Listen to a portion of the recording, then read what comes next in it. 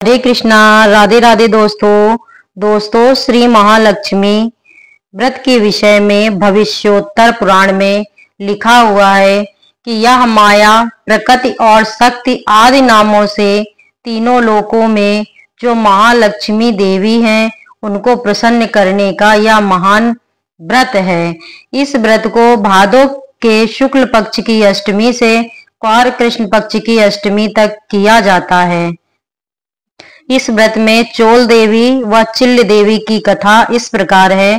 एक समय धर्मराज युधिष्ठिर ने श्री कृष्ण भगवान को प्रसन्न चित्त देखकर कहा, हे त्रिलोकीनाथ, समस्त ऐश्वर्यों के स्वामी, आप कृपा कर कोई ऐसा व्रत बतलाइए जो सब व्रतों में श्रेष्ठ हो, जो ऐश्वर्य सुख देने वाला हो। व्रत को करके मनुष्य नाना प्रकार के सुख, स्त्री पुत्र, आयु, महल, हाथी घोड़ा आदि का फल भोग सके। तब श्री कृष्ण जी बोले, हे राजन, सतयुग में जब वृत्तासुर आदि असुरों ने स्वर्ग लोक पर अपना अधिकार कर लिया, तब दुख से दुखी इंद्र ने ऐसा ही प्रश्न देवर्षि नारद से पूछा था।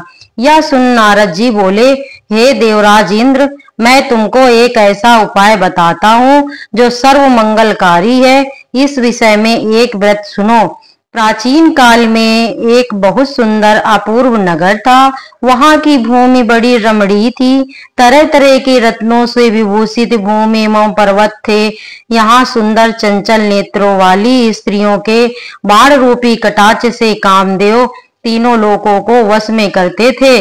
उस नगर में चारों धर्म, अर्थ, काम, मोक्ष थे। उसकी विचित्र रचना देखकर विश्वकर्मा जी भी लज्जित हो गए। उस नगर में मंगलसेन नाम का एक राजा राज्य करता था। उसकी चील देवी और चोल देवी नाम की दो रानियां थीं। एक दिन राजा अपनी प्रिय रानी चोल देवी के साथ अपने महल में बैठे हुए थे। वहीं से उसने समुद्र के जल से घिरा हुआ एक रमणीय स्थान देख राजा प्रेमातुर अपनी प्रिय रानी चोल देवी से बोले, हे प्रिय, देखो, यही पर तुम्हारे प्रसन्नता के लिए नंदन वन को लज्जित करने वाला एक सुंदर बाग बनवाऊंगा। अपने प्रिया के प्रसन्नतार्थ राजा ने बगीचा लगवा दिया। कुछ दिन बाद वह बाग वृक्षों, लताओं, फलों, फूलों और रंग बिरंगे पक्षियों की चहचहाहट से अपनी अद्भुत छटा दिखाने लगा। एक दिन उस बाग में बड़ा भयंकर प्रलय काल के समान एक सुअर आया और उसने सारे बगीचे को नष्ट कर दिया। बहुत से बाग के रक्षक भी मार दिए गए। कुछ रक्षक उसके भय से व्याकुल हो अपनी जान बचाकर राजा के पास पहुंचे और राजा से सारा हाल कहा। यह सुनकर राजा बहुत ही क्रोधित हुआ और सेना से बोला, तुम शीघ्र वहां जाकर उस भयंकर सुअर को मार डालो। राजा की आज्ञा पाकर सेना चल दी और घोड़े पर बैठकर राजा भी चल दिया।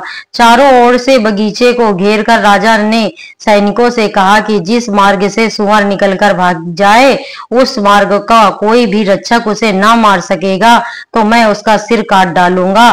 तथा बाग के चारों ओर राजा स्वयं अपना घोड़ा अड़ाकर खड़ा हो गया। देवयोग से वह सुअर राजा से ही निकलकर भाग गया। राजा बड़ा लज्जित हुआ, घोड़े को चाबुक से मार हुआ उसका पीछा करने लगा।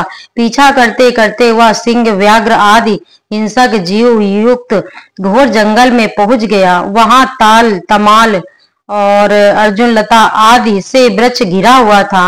राजा जंगल के चारों ओर उसे देखने लगा। आगे चलकर सुअर राजा के सामने आया। राजा ने देखते ही उसको भाला मार दिया और भाले के लगते ही वह सुअर ने अपना शरीर छोड़ दिया।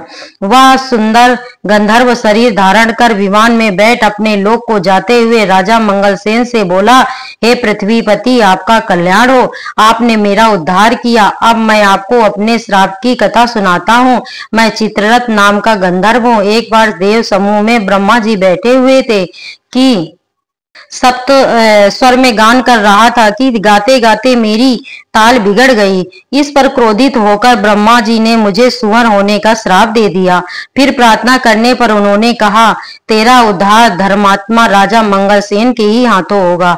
अतः मैं अधर्म योनि को छोड़कर अपने गंधर्व स्वरूप को प्राप्त हो गया हूँ। वरदान स्वरूप देवताओं को दुर्लभ चारों फल धर्म अर्थ काम मोक्ष का व्रत बताता हूँ, जो महालक्ष्मी व्रत है। इसके प्रभाव से राजा चक्रवर्ती राजा होते हैं। अब आप अपनी राजधानी वापस जाइए। नारद जी बोले, हे इंद्र, इस प्रकार से गंधर्व अंतर्ध्यान हो गया और राजा मंगलसेन अपनी राजधानी को वापिस लौटे कि मार्ग में उन्हें बगल में मृग चर्म लिए हुए एक ब्राह्मण पुत्र अपनी ओर आता नजर आ पड़ा। राजा मुस्कुराते हुए बोले, हे बटुक, तुम देवता गंधर्व हो अथवा राक्षस, इसमें से आप कौन हैं? मुझे सच सच बता दें, जो आप इस घोर जंगल में आए हैं। यह सुन ब्राह्मण पुत्र राजा को आशीर्वाद देते हुए बोला, राजन, मैं आपके ही देश में पैदा हुआ हूँ, आपके साथ साथ ही यहाँ आया हूँ, अतः मुझे आज्ञा दीजिए। भगवान श्री कृष्ण बोले, हे धर्मराज। इस प्रकार उनके पूछने पर राजा ने कहा, हे विप्र, तुम्हारा नाम आज से नूतन होगा। अब तुम किसी सरोवर में से ठंडा जल लाओ।